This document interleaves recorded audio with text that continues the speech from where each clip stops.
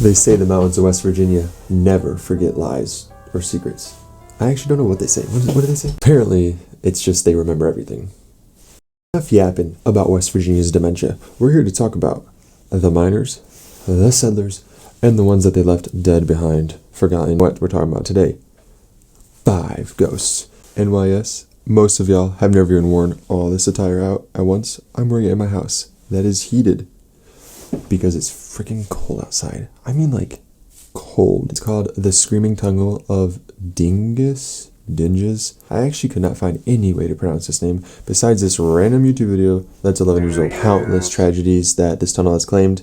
In 1913, it was officially shut down for no longer being used as a railway and killed 3 people. So, you know, it seems like this railroad just needs to be left.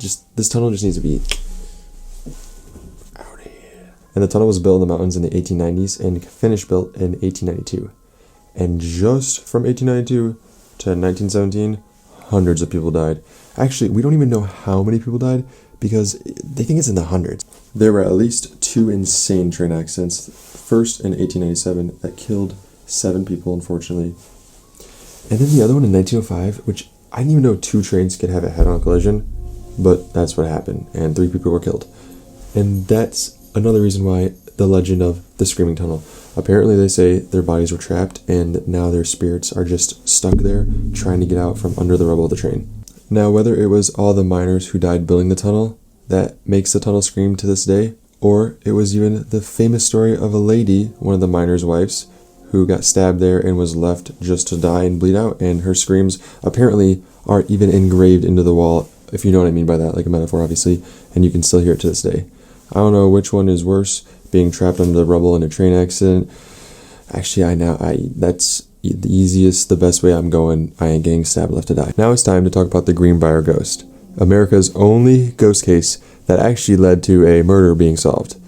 Now, her name was Zona Heaster-Shue. She was married to, I forgot his name. But now here's where it gets interesting. Apparently, the Greenbrier ghost, is hence the name, she would visit her mom and tell her every night, my husband killed me, he broke my neck, my husband killed me, he broke my neck. Here's where it gets weird though. Apparently at the autopsy, and like when they were examining her body, the husband, I don't know if this is true, but said, not to check the neck, don't check the neck. I feel like if that was the case, they would have definitely checked the neck, but now this pile of delicious bullshit soup could honestly have its own video just about how many shady things happened. For one, she was murdered, by the way, by her boyfriend Edward, breaking her neck. So they just assumed natural causes, didn't check anything, buried her, and then after the ghost kept visiting the mom of Zona, obviously, they finally are like, you know what, woman, we'll listen to you. They dug her up. Turns out, guess what? Her boyfriend actually did murder her. So I don't know how. It's weird because you would think that the mom would have done it or like had been in on it somehow because it's just so hard to believe that it was a ghost. But there again, Appalachia, West Virginia. You never know what can happen out here, man. I mean, it's weird. I don't know. This one's just a sad one. You can even still visit her grave. It's just so weird. Like, they determined her natural death of heart disease, but didn't care to check anything else. I mean, imagine they found your body, or like me, just like, and then they were like, oh, heart disease. Whatever. She was also very young, age. But anyways, the next one. On the southern edge of Mercer County, West Virginia, lies remnants of the Lake Shawnee Amusement Park. Now, this place is crazy in so many ways. Unfortunately, just like the other stories, tragedy never left, and many people have died here, and things were even discovered. Built in the 1920s, this amusement park promised smiles, light, happiness, but the only light it delivered was from the sun. Let me tell you. From 1920 to the 60s, 6 children had died. Ride accidents, drowning, and a story of a little girl who never left the swings. Because while she was swinging, a delivery truck literally hit her while she was on the swing. Now, I did mention earlier that there's multiple crazy things about this story, but when they dug up all of like the ground after the amusement park was taken down for the most part, they found 13 Native American graves.